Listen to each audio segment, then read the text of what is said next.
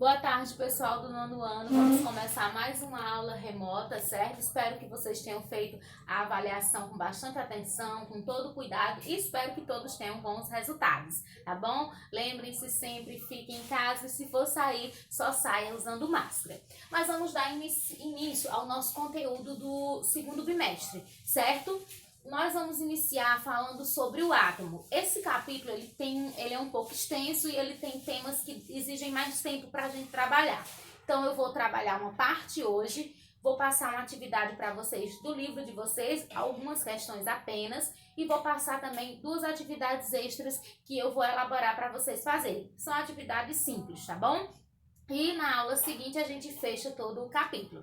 Nós vamos iniciar falando sobre o átomo. O que seja o átomo? O átomo é a menor partícula constituinte de tudo que existe. A gente já estudou em capítulos anteriores que matéria é tudo que tem massa e ocupa lugar no espaço. Então tudo que está à nossa volta é matéria. E tudo que é matéria é formado por átomos, porque toda matéria é formada por átomos. Então nós temos os átomos presentes tanto nos seres vivos como nos seres não vivos. Nós, por exemplo, nós temos 70% do nosso corpo constituído de água, ou seja, de átomos de hidrogênio e oxigênio, que a fórmula da água é H2O. Então, no nosso corpo, nós temos hidrogênio. Nós também temos os átomos nos seres inanimados. Por exemplo, uma barra de ferro, ela tem átomos de ferro e é um ser inanimado.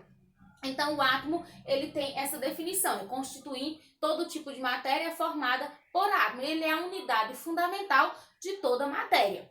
O átomo, a palavra átomo em si, ela não está de acordo com o que nós entendemos hoje de átomo. Por quê? A palavra átomo significa o seguinte, o A é uma partícula que significa não. E o tomos significa parte, então ele é algo que não parte.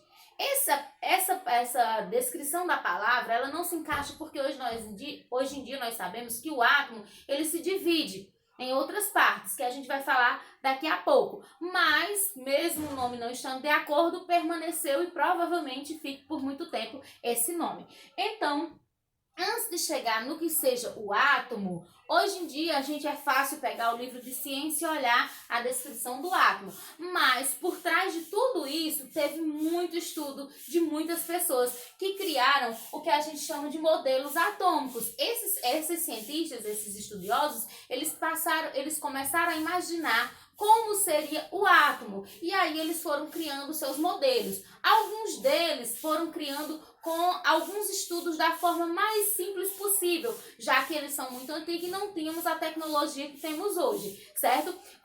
Dentre os modelos, os que a gente vai destacar é o do Dalton, do Thomson, do Rutherford e do Bohr, certo?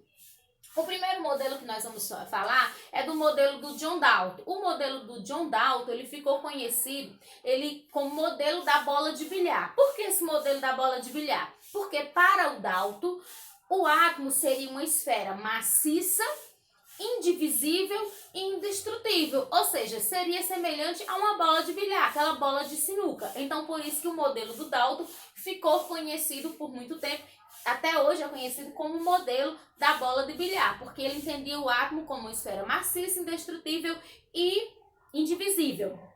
Para o Dalton, o átomo ainda era indivisível, por isso o nome na época átomo, que não se divide, tá certo? Passado algum tempo, o estudo do John Dalton, apesar de hoje ele parecer muito simples, mas ele perdurou por muito tempo. Só que os cientistas começaram a estudar em cima do modelo dele e fazer mudanças. E aí é onde entra o Joseph John Thomson, ou J.J. Thomson, como queiram, certo? O Thomson, ele é considerado também como o pai dos elétrons, porque foi ele que descobriu que o átomo tinha partículas negativas e chamou essas partículas negativas de elétrons, porque ele fez a alusão à eletricidade, certo? Então o Thomson, ele criou um modelo que seria da seguinte maneira: para ele, o átomo seria uma massa positiva, e nessa massa positiva eu teria os elétrons incrustados nessa massa positiva. Esse modelo ficou conhecido como o modelo do pudim de passas, que realmente tem uma semelhança. A massa positiva seria a massa do pudim e os elétrons seriam as passas. passas que estariam incrustadas no pudim. Então, por isso que o modelo do Thomson ficou conhecido como modelo do pudim de passas, e ele foi conhecido também como o pai dos elétrons, já que ele fez a descoberta da carga negativa do átomo, que seriam os elétrons.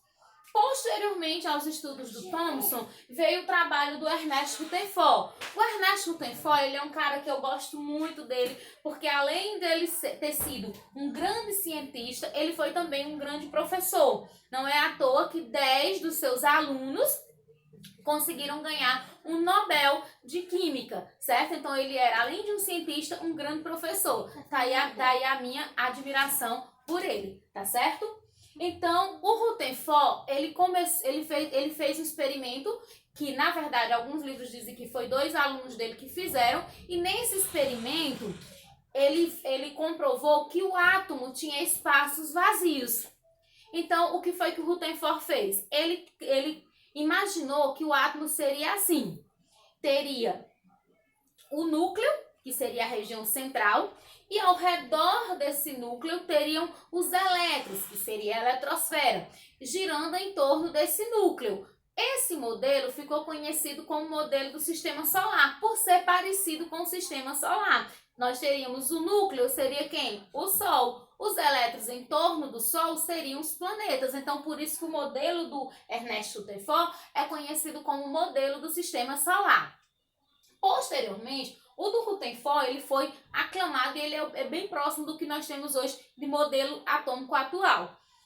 Posteriormente, veio o trabalho de outro cientista muito estudioso, que foi o Niels Bohr. O Niels Bohr, esse livro de vocês, ele traz como se ele tivesse um modelo só. Mas, na verdade, alguns autores de livro, eles postulam que o Rutherford e o Bohr se uniram e formaram um modelo que a gente chama, em alguns livros, de Rutherford-Bohr.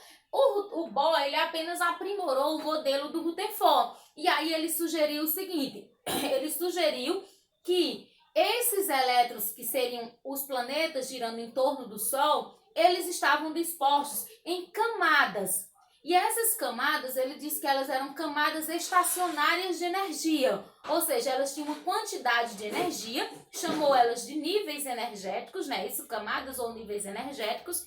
E ele disse que cada uma dessas camadas, ela poderia suportar um nível máximo de elétrons, certo? E aí ele criou para essas camadas a denominação de acordo com letras do alfabeto: K, L, M, N, O, P e Q, certo?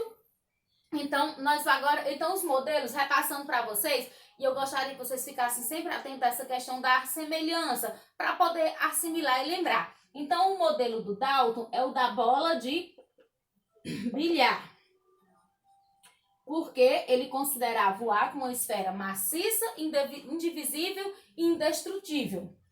O modelo atômico do Thomson é o do pudim de passas, porque ele imaginava que o átomo... Lembrando que o Thomson descobriu os elétrons, né, a carga negativa.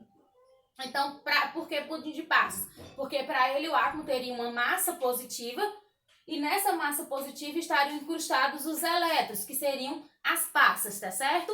E o modelo atômico do Rutherford e do Bohr, ele é o modelo planetário ou do sistema solar, certo? Planetário ou sistema solar, no qual o átomo teria 2 regiões, núcleo e eletrosfera, e o núcleo seria o Sol, e a eletrosfera com os elétrons seriam os planetas que giram em torno do Sol, daí sistema solar. O Niels Bohr concluiu que esses elétrons estariam em camadas, chamadas camadas estacionárias de energia ou níveis energéticos. E essas camadas receberam denominações, e cada uma dessas camadas ela tem uma quantidade máxima de elétron que pode suportar, e que a gente vai usar essa questão das camadas para trabalhar distribuição eletrônica mais na frente, tá certo, pessoal?